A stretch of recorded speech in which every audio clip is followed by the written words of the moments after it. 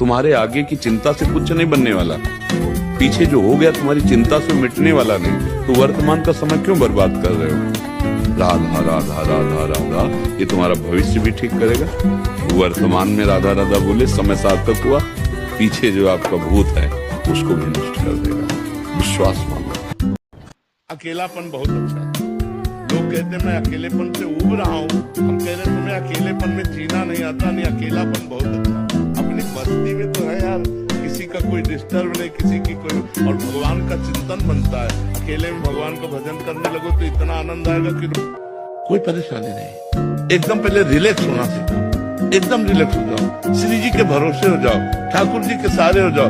तुम कह रहे हो नाम जब से हम रिलैक्स नहीं हो पा रहे, आज से शुरू करो तुम नया जीवन मानकर राधा राधा राधा राधा राधा। और जब आपको ओवर थिंकिंग होने लगे तब जोर जोर से नाम जप करने लगो। आप देखो धीरे, आज से आपका परिवर्तन शुरू हो जाएगा। कोई चमत्कार की बात नहीं, आप श्रद्धा और विश्वास करो।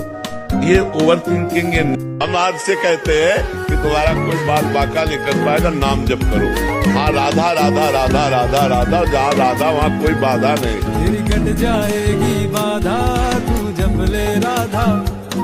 बिन जपे है जीवन आधा, तू जप ले राधा। कौन क्या कह रहा, छोड़ो, अपनी मस्ती में रहो। हमको अपनी मस्ती में रहो। तुम्हारा मन आवे हमको अच्छा को, तुम्हारा मन आवे बुरा को।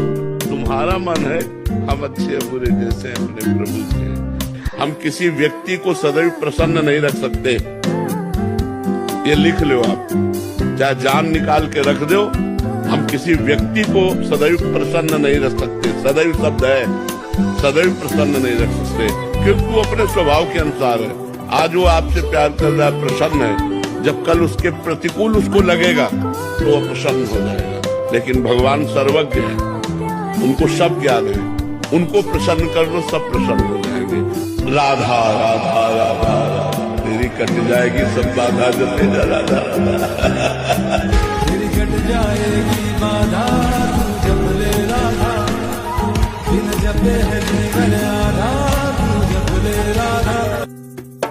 हमारा जब ब्रह्मचर्य निकल जाता है तो हमारी स्मृति शक्ति लो हो जाती है और निगेटिव चिंतन बढ़ने लगता है। ये हम आपको पक्की बात बता रहे हैं। जब हमारा ब्रह्मचर्यहीनता जितनी बढ़ती चली जाएगी तो ओवर थिंकिंग उतनी बढ़ती चली जाएगी और निगेटिव चिंतन बढ़ता चले जाएगा। तो उसको जहाँ विश्राम है उसका नाम डिप्रेशन है। और जब हम ब्रह्मचर्य से रहेंगे, पवित्र आचरण करेंगे, पवित्र भोजन, तो हमारा पॉजिटिव चिंतन होगा। तो हम विपत्ति में भी, जहाँ हमें फंसना चाहिए वहां भी हम निकल जाएंगे पॉजिटिव चिंतन के प्रभाव से। तो आज जो हमारा समाज है ये समझने नहीं चाहता कि ब्रह्मचर्य क्या है, व्यसन रहित जीवन क्या है, पवित्र जीवन क्या है। ठाकुर जी की कथा सुनाता हूँ।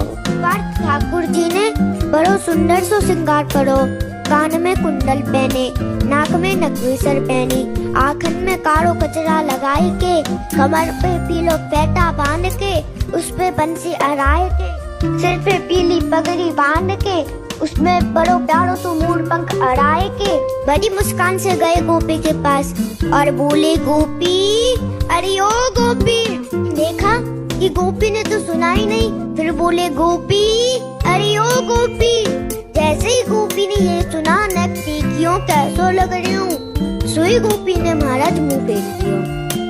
तो श्याम सुंदर बोले कि मेरे श्रृंगार में कुछ कमी है का, मेरे मोहरे पे कुछ लग रहा है का।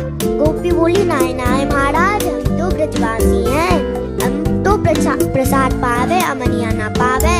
पहले आप बरसाने जाओ, राधा रानी को अपने दर्शन करवाओ, उनके दर्शन करो और अमनिया में से प्रसाद होके ताके बाद वृंदावन आओ, उसके बाद हम सब गोपियाँ आपके दर्शन करेंगे। यार तूने गजब की बात सुना दी, थोड़ी बात सुनाई लेकिन बहुत गजब की बात सुनाई। यार ये बात तो इतनी तुमने जोर के सुनाई कि तुम्हें क्या बताई। अब तो दास जल है प्रसादी पावे। प्रेमनी कान पे झपेड़ मिलेगा एक कस के। एक वीडियो दिखाता हूँ आप लोग को, देखो। जो प्रेमानंद भी कह रहे हैं कि 4 महिलाएं या 3 महिलाएं सही होती है, बाकी सही नहीं होती है, 100 में से कि आप किन महिलाओं के लिए कह रहे हैं जो आपके आश्रम में आती हैं? अगर आप अपने आश्रम वाली महिलाओं के लिए कह रहे हैं तो मैं इस बात से हमें कोई एतराज नहीं। हो सकता है बाबा अपने आश्रम में आने वाली महिलाओं को टेस्ट लेते हों, उनमें से 3-4 महिलाएं इनके हाथ में ना आती होंगी और बाकी इनके काबू में आ जाती होंगी। खुद प्रेमानंद महाराज या अनिरुद्धाचार्य सबकी जो आप एजुकेशन देखोगे तो इनकी एजुकेशन मात्र ऐसी 5वीं 6वीं में इनकी पढ़ाई का मन नहीं लगा। प्रेमानंद महाराज का मन 6ठी क्लास के बाद पढ़ने में नहीं लगा। लेकिन तो ये था इस मंदबुद्धि कन्या की हरकत, और ये है हमारे बाबा का जवाब। बाबा का जवाब भी देखो। जैसे नाली का कीड़ा नाली में ही सुख का अनुभव करता है, उसे अमृत कुंड में डालो तो उसे पसंद नहीं आएगा। ऐसे जो गंदे आचरण कर रहे हैं ना, उनको सही बात उपदेश करो तो वो बुरा लगेगा, उनको बुरा लगेगा, उनको अच्छा नहीं लगेगा। जैसे आप सब बच्चे हो, अब आए हो तो सुधरने के लिए ना, तो हम कड़ुआ भी बोलेंगे।